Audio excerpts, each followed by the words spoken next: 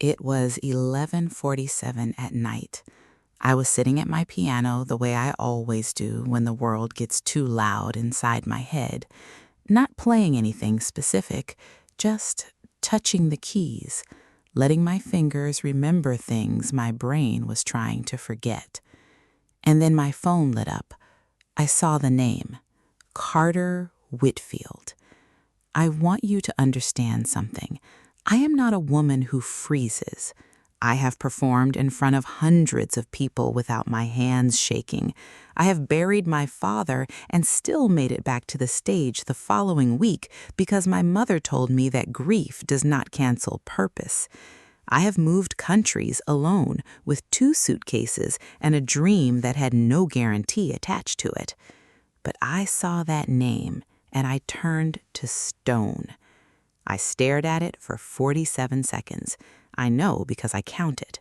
1, 2, 3, all the way to 47, because some part of me understood that if I picked up that phone, everything I had spent 3 years quietly, painfully, carefully rebuilding inside myself would come undone in a single conversation. The call ended. I exhaled, and then he called again. Let me take you back, because you need to understand where this began before you can understand why that phone call nearly broke me. 3 years before that night, I was a composer and a piano teacher living in Manhattan. Not famous, not struggling either, somewhere comfortable in between, which is its own kind of invisible. I had my students, my small studio apartment in Harlem, my music, and the particular kind of loneliness that comes with being deeply fulfilled in your work and deeply empty in every other room of your life. I was hired to perform at a private dinner event, 12 guests, one of those evenings rich people organize to feel cultured, where the food is perfect and the conversation is performative and the music is meant to be background, a decorator for the ears. The venue was the Whitfield Grand on 5th Avenue. I had passed that hotel 100 times without ever going inside, the kind of building that makes you feel like you need permission just to look at it directly. I remember walking in through the staff entrance with my portfolio bag and my good coat, telling myself what I always tell myself before these things. You are not here to be seen. You are here to make them feel something. Those are different jobs, and only one of them belongs to you tonight. I set up, I arranged my music, I watched the 12 guests arrive in their gowns and their confidence and their easy laughter, and I began to play. Chopin, the Ballade No. 1 in G minor. If you know that piece, you know it begins almost gently, like someone starting a conversation they don't want to have, and then it builds, and it turns, and it becomes something enormous and devastating. I have played it hundreds of times. That night, I don't know what happened. Something in the room, something in me. I stopped performing it and started living inside it. The table went quiet in a different way than tables usually go quiet. I finished. The applause was warm, genuine. I nodded. I was already beginning to close my portfolio when I noticed him. He was standing near the back of the room, not at the table. He hadn't been there for dinner. He was still in his suit jacket with his tie loosened, and he was looking at me the way people look at something that caught them completely off guard. I looked away first. The guests began to leave gradually. I was packing up, doing the quiet, invisible work of someone whose job was over, when I heard footsteps stop near me. I looked up. He said, "You didn't perform that. You lived it." I didn't know who he was yet, not fully.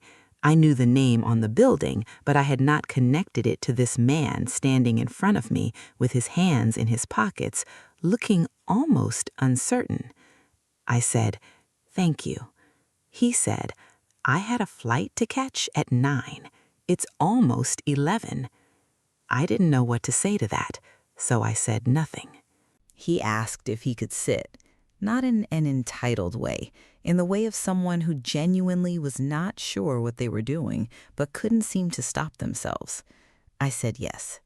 We talked until 2 in the morning about Chopin, about what music does to time, about growing up in Lagos, where music lived in the streets and the churches and the cooking pots, about what it felt like to arrive in New York at 19 with a scholarship and a fear so big it had its own weight. He talked about growing up with everything and somehow still feeling like something essential was always just out of reach, about sitting in rooms full of people who needed things from him and not once feeling actually known. I remember thinking, this man is rich and lonely in the most expensive way possible. I also remember thinking, be careful, Naomi.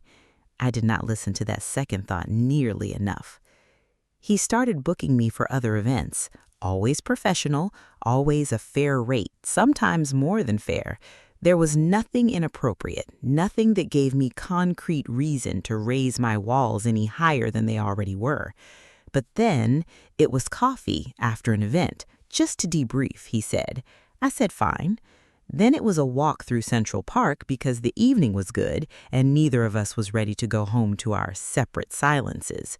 Then it was phone calls, and those phone calls became the thing I looked forward to most in my days. We would talk about everything and nothing. A book he had read, a student of mine who had finally found her rhythm on a difficult piece, his frustration with a hotel restoration project in Charleston that wasn't honoring the original architecture the way he wanted it to. He cared about beautiful things. That surprised me. Not objects, beauty, the kind that takes patience and attention. I fell slowly, the way water fills a room with a leak in the wall. You don't notice until your feet are wet. 6 months passed like that. We were everything to each other without ever once putting a name on it. And at first, I told myself that was fine, that labels were for people who needed external confirmation of internal truths. But the truth is, I was also afraid. I was a Black African woman from Lagos in a relationship with no walls and no name with a white American billionaire. I was aware of every room I walked into with him, aware of how I was looked at and how I was categorized in people's eyes before I opened my mouth. I carried that awareness everywhere, like a second coat I never got to take off. Carter brought me into his world slowly. Galas, private dinners, his estate in upstate New York, a property that had been in his family for generations, all stone floors and tall windows and the smell of old wood. It was the most beautiful and most suffocating place I had ever stood in at the same time. I met his colleagues, his lawyers, his business partners. Some were warm, some were carefully neutral. None of them asked me inappropriate questions because people with a certain amount of money and polish are too skilled for that. They find more elegant ways to remind you that you are unexpected. And then his mother came, Margaret Whitfield. I want to be fair to this woman because she is a complete human being with her own history and her own fears. But I also want to be honest because this story has no room for anything less. She did not insult me. She was far too composed for anything so obvious. She greeted me with a smile that stopped perfectly at her eyes.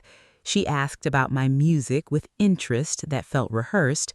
She called me lovely twice, the word people use when they mean something entirely different.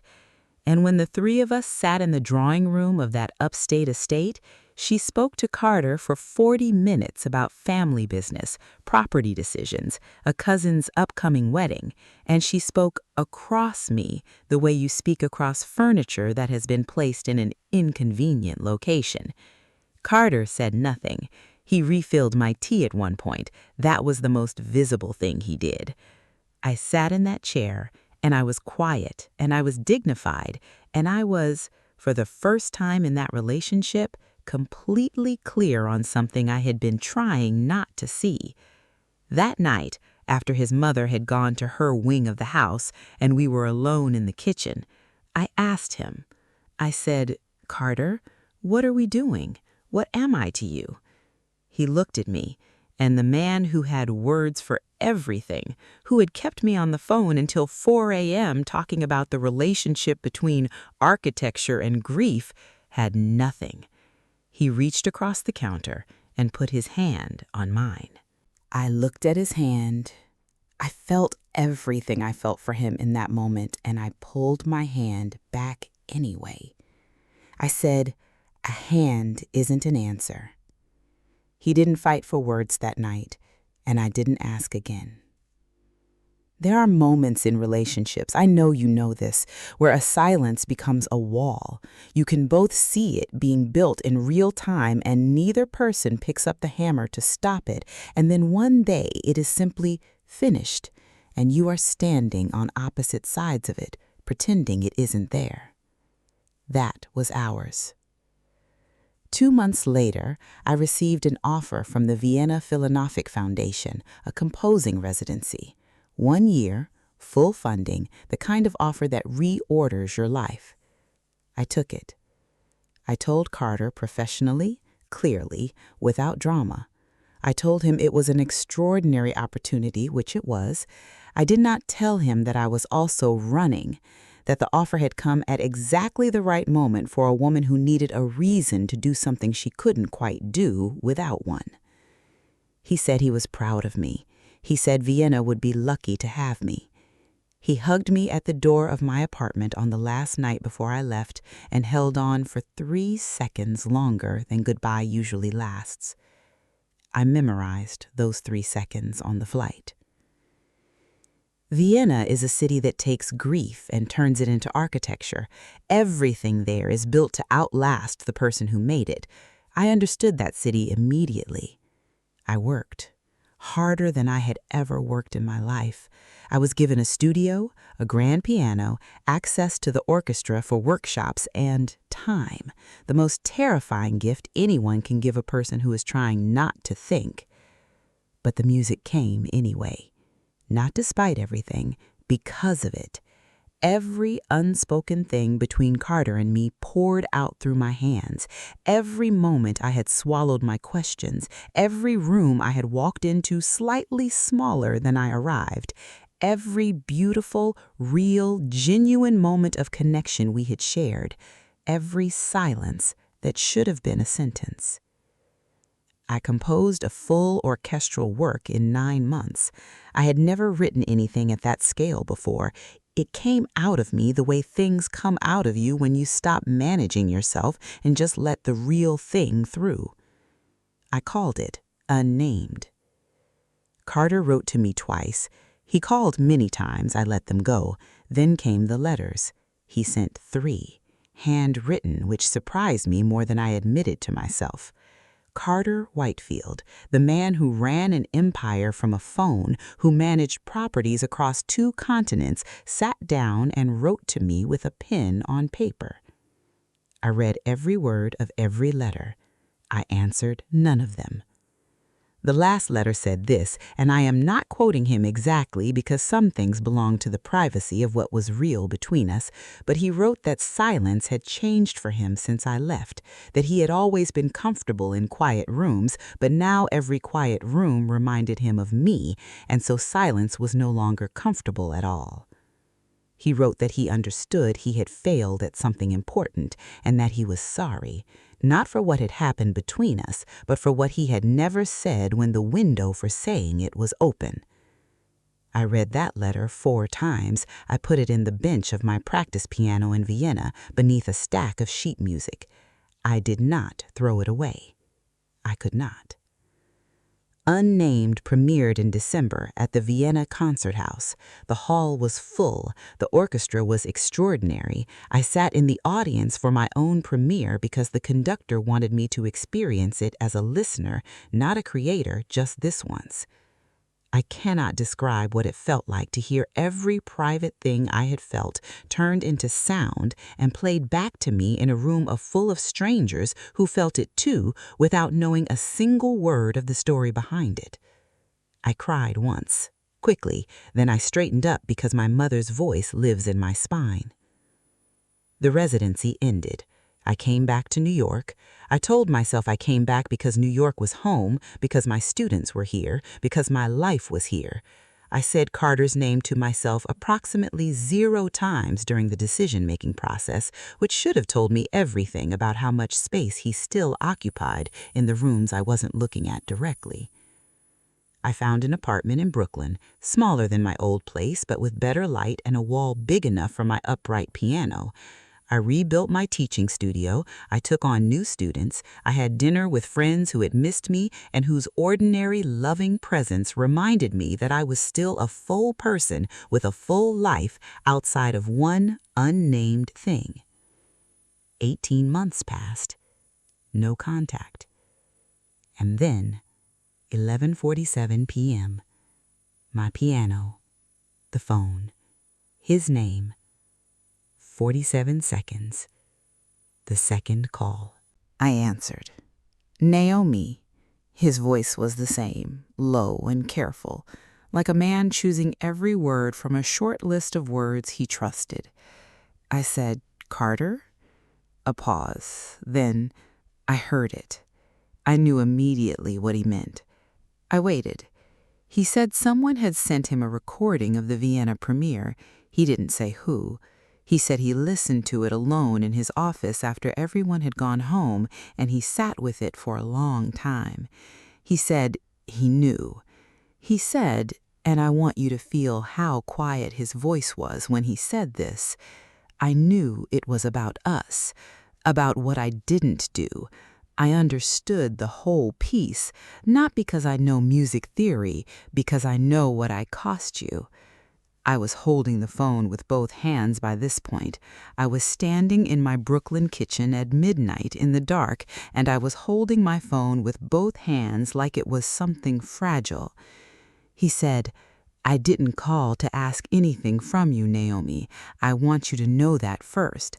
I called because you deserved to hear from me directly that I finally understood what you were asking me that night in the kitchen, and I am sorry it took an orchestra playing in a concert hall in Vienna for me to get there.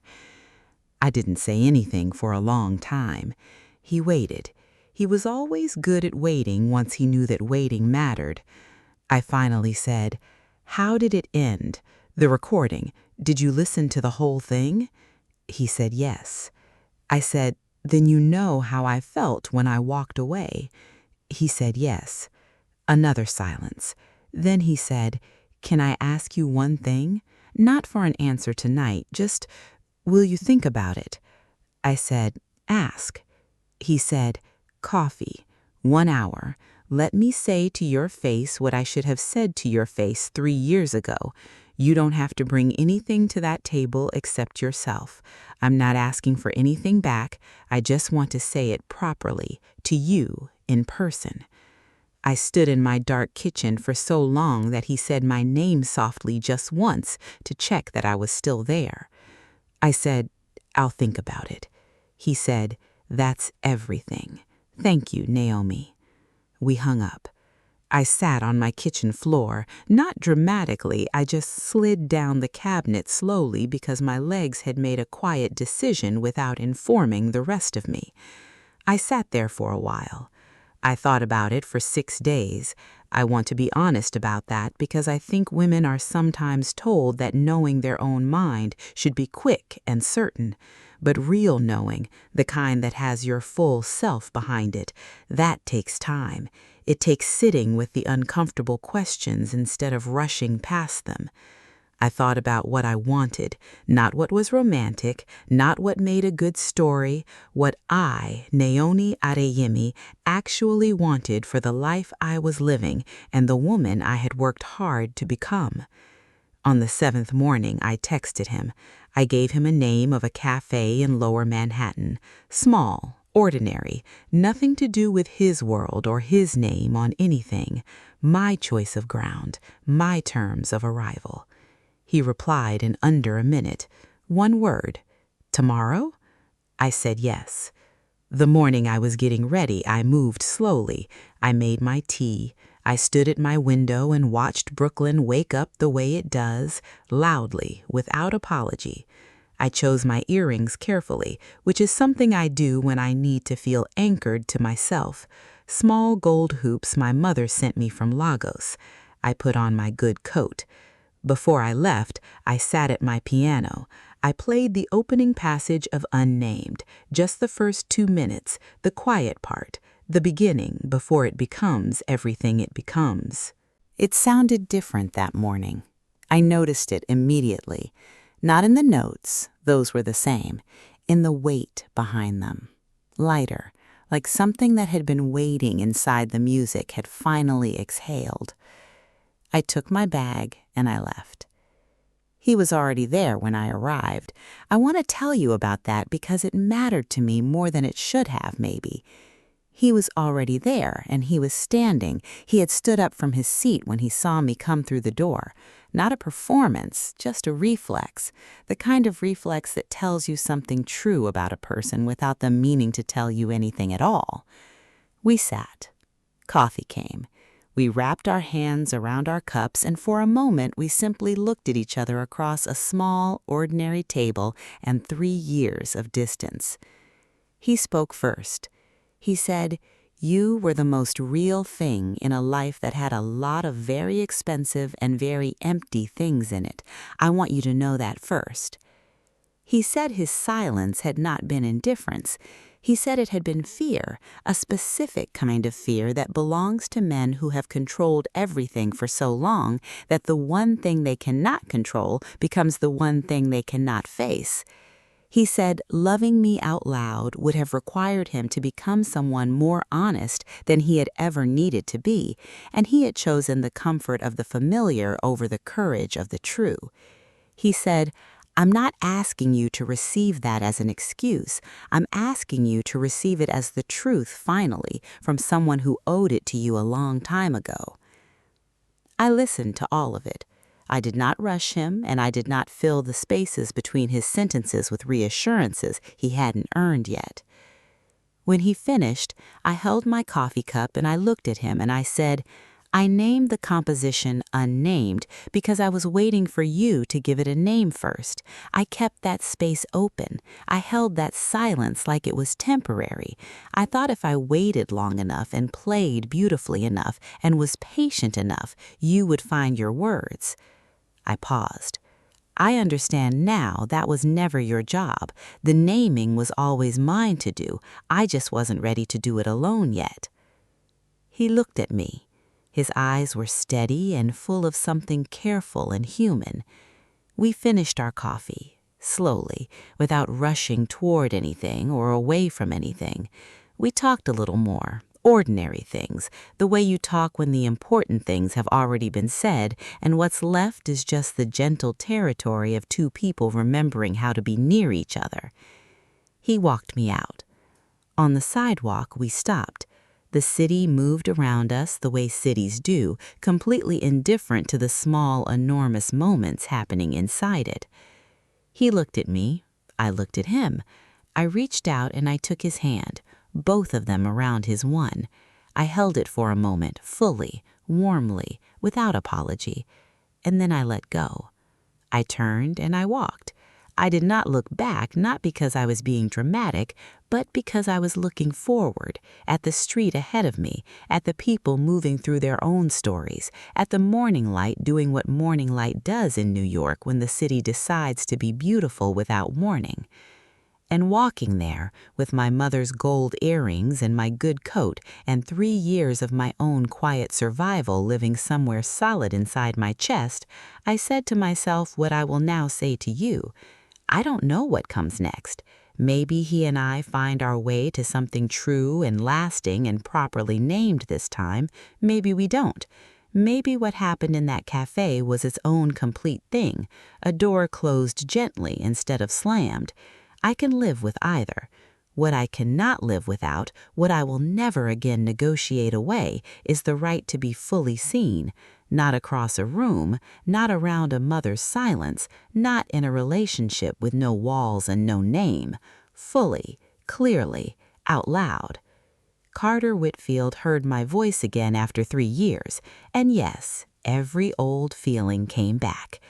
But so did I, and this time I came back louder.